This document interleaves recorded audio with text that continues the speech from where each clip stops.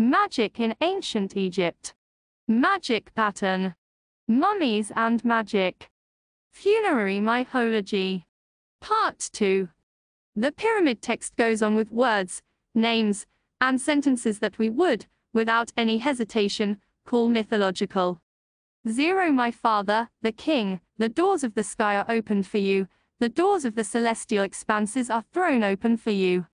The gods of Pi are full of sorrow, and they come to Osiris at the sound of the wails of Isis and Nephthys.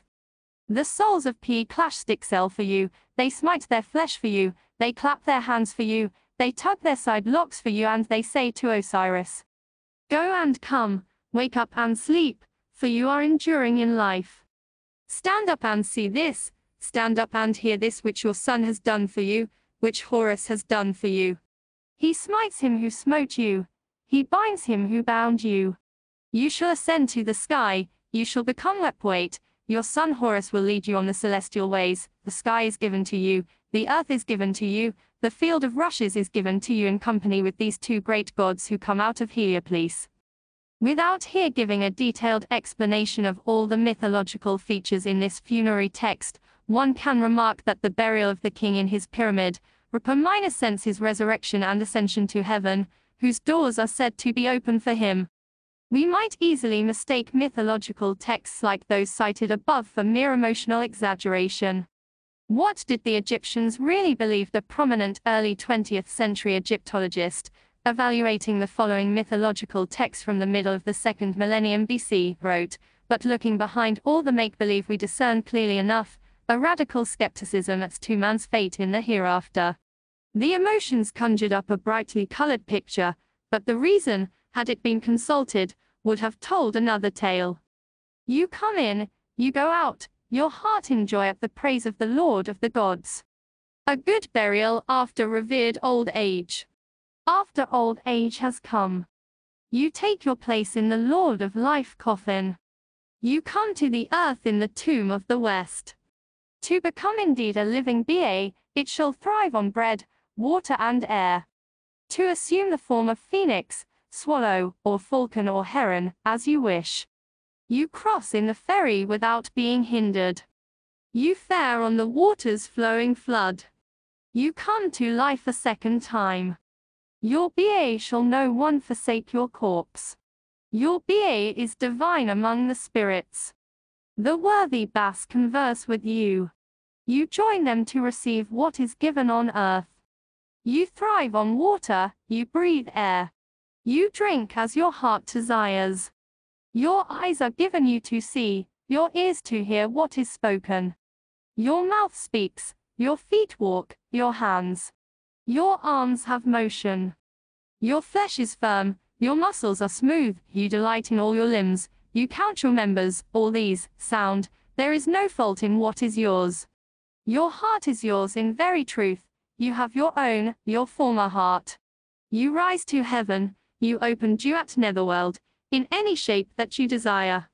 You are summoned daily to an Nephthys altar.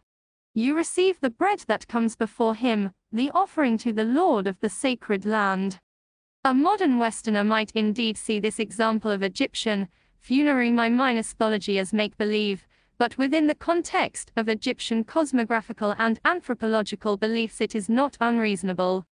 Funerary texts, like this one from the tomb of Pari in El Kab, assure the deceased that he can and, indeed, will make use of the possibilities of a new life that are available, according to the traditional Egyptian knowledge and conception of the universe.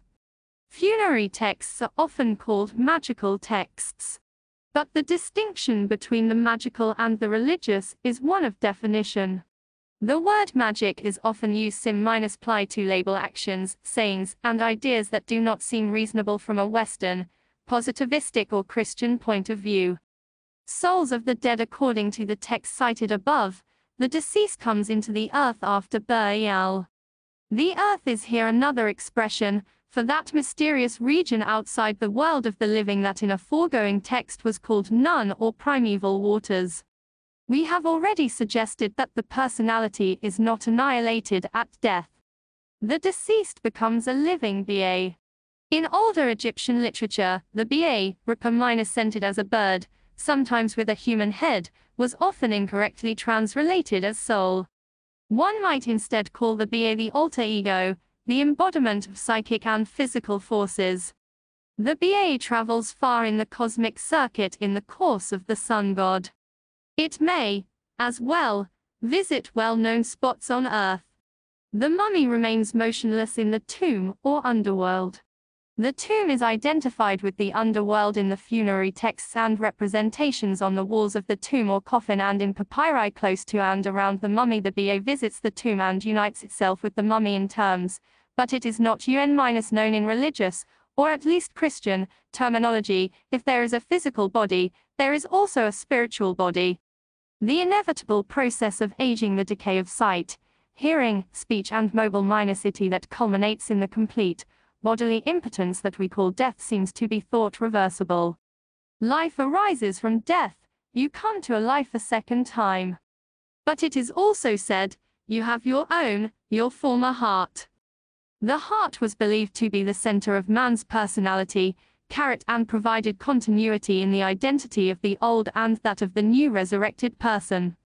For this reason the heart was carefully left in the body during mummification and, as an extra precaution, a heart scarab was added to the mummy. A spell was added in the Book of the Dead to give the heart back to the owner in the hereafter, in case the heart was lost in spite of all precautions. In the last lines of our quotation, the deceased is reassured that he will be summoned to the altar of Osiris and receive the offerings.